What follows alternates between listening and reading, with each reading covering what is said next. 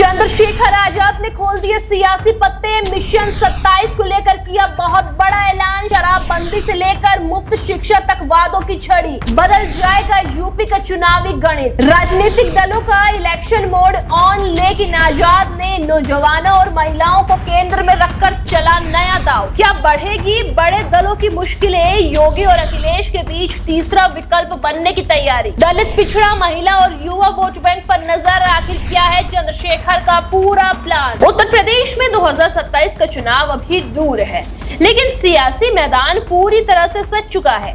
आपको बता दें, बीजेपी अपनी सरकार के काम गिना रही है। समाजवादी पार्टी सत्ता में वापसी करने की तैयारी कर रही है और इसी बीच नगीना सांसद चंद्रशेखर आजाद ने भी अपने चुनावी पत्ते खोलने शुरू कर दिए हैं। दरअसल मेरठ से निकली उनकी सत्ता परिवर्तन पदयात्रा सिर्फ एक यात्रा नहीं, बल्कि मिशन 27 का बहुत बड़ा संदेश मानी जा रही है। और इसी दौरान चंद्रशेखर आजाद ने ऐसे कई वादे किए जिनकी सीधी पहुंच युवाओं, महिलाओं, किसानों और दलित वर्ग तक पहुंच जाती है। दोस्तों, यही वजह है कि अब राजनीतिक गलियारों में चर्चा शुरू हो गई है कि क्या चंद्रशेखर आजाद यूपी की राजनीति में एक नया समीकरण बनाने की तैयारी कर रहे हैं।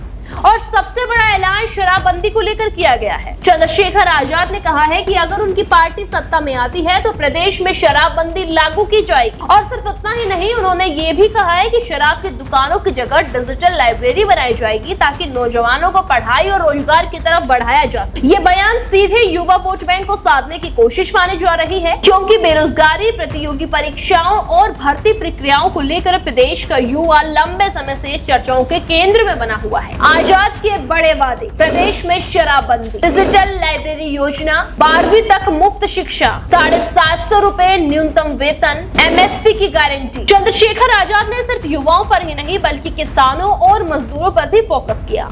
उन्होंने किसानों के लिए एमएसपी की गारंटी की बात दोहराई तो मजदूरों के लिए 750 रुपए न्यूनतम वेतन का दावा भी। इसके साथ ही 12वीं तक निःशुल्क शिक्षा देने की घोषणा भी की है। आपको बता दें, राजनीतिक जानकार मानते हैं कि ये वादे उन वर्गों को आकर्षित करने के लिए है जो आर्थिक और सामाजिक मुद्दों पर सरकार से नाराज दिखाई देते हैं।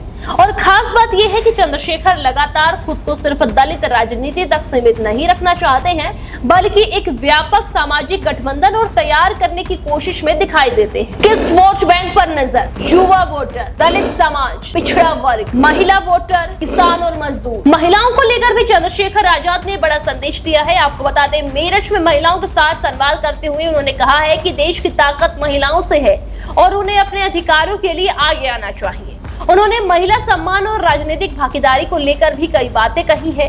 दरअसल राजनीतिक विशेषज्ञों का मानना है कि महिला वोट बैंक आज यूपी चुनाव का सबसे बड़ा निर्णायक कारक बन चुका है और ऐसे में महिलाओं के बीच अपनी पकड़ मजबूत रखना हर दल की प्राथमिकता बन गया है।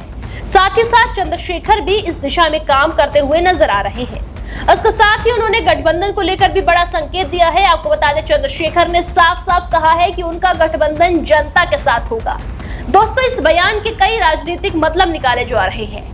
देखिए, एक तरफ जहां विपक्षी दलों के साथ संभावित गठबंधन की चर्चाएं चलती रहती है, तो वहीं दूसरी तरफ ये बयान बताता है कि वो अपनी स्वतंत्र राजनीतिक पहचान को मजबूत करना चाहता है। नगीना लोकसभा सीट पर मिली जीत के बाद उनका आत्मविश्वास भी बढ़ा है और अब वो पूरे उत्तर प्रदेश में संगठन विस्तार पर ध्यान दे रहे हैं। देखा जाए तो चंद्रशेखर आजाद ने मिशन 27 के लिए अपनी रणनीति साफ कर दी है।